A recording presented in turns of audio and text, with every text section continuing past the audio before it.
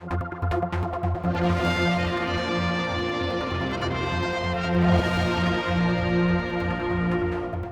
with me, the Chief Minister, and in part two of our interview, I want to talk about gas, electricity. The whole thing is, I'm hearing massive amounts of things behind the scene, and I'm sure you're aware that things can't go on. Clearly, the price is still going up. The situation with gas, which will reflect on electricity as well, but what happens if it becomes completely? I mean, they want more money. I'm talking about Manx Gas. You know, to make money, they have to make money. The company is a private company, isn't it? A public company, whatever you want to call it.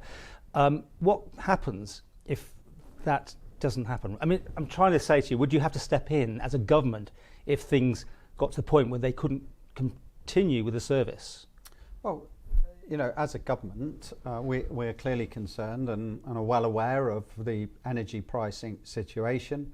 It's having a whole host of impacts across the economic spectrum, and you can clearly see now inflationary figures are really well above where they should be and where they were forecast, and you know, running at pretty much 6%. That's potentially a significant challenge for everybody moving forward. And you know, we recognised very early in this administration, when we were asked to put the price up by 27% or so, that there were going to be challenges. But they need more, don't they? For our population. That's why we've adjusted the winter fuel allowance and bonus and extended that to try and help those in the lowest brackets of income. And we are paying very close attention to what is happening. You know, clearly there is potential impacts for the MUA and for electricity pricing. We are looking at matters as they come and brought to our attention. Okay, well, there's a lot of code in there and gobbledygooky political speech.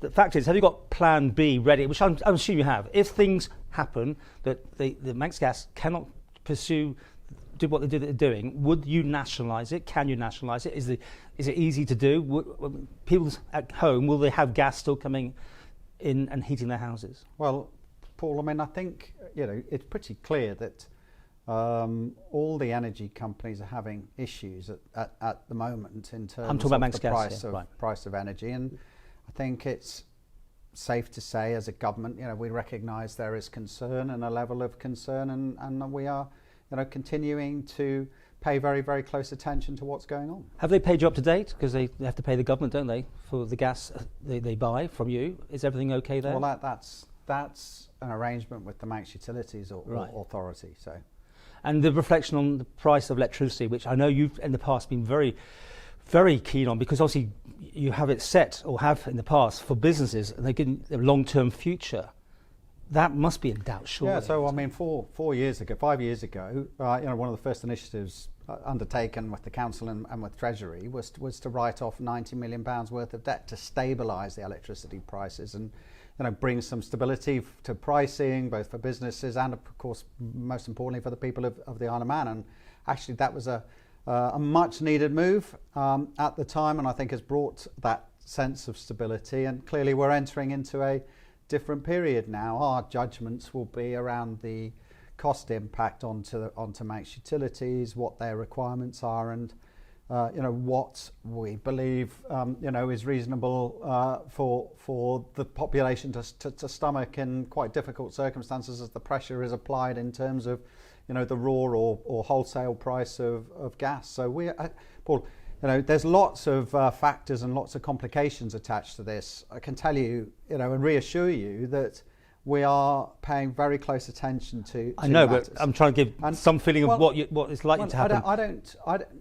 you know, I'm not preempting anything, or indeed whether anything will happen at the moment. So we're trying to understand a range of scenarios in terms of what the price will go up. The impact is on the population. Listen, Manx Utilities have conducted themselves, as far as I'm concerned, extremely well in terms of the way they have managed the wholesale prices of gas and the hedging strategy that they have employed.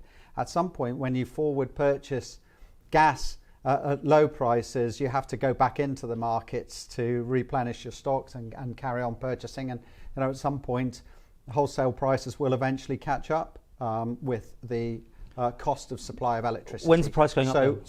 When we are ensuring that the Council of Ministers is kept firmly up to date, and of course, any price rise in any case needs to be put forward through Tynwald. So it does have to be signed off. So when's that like to happen, and how much is it like to be? Well, as I said, Paul, I can't say it enough times.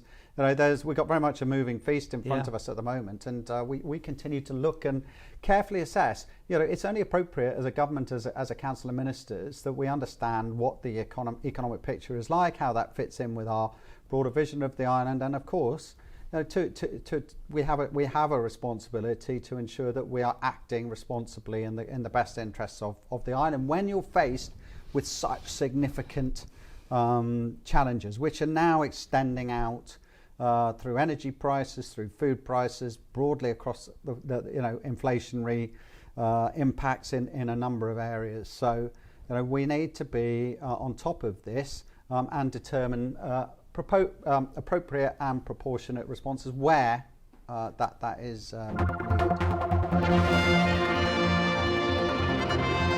needed.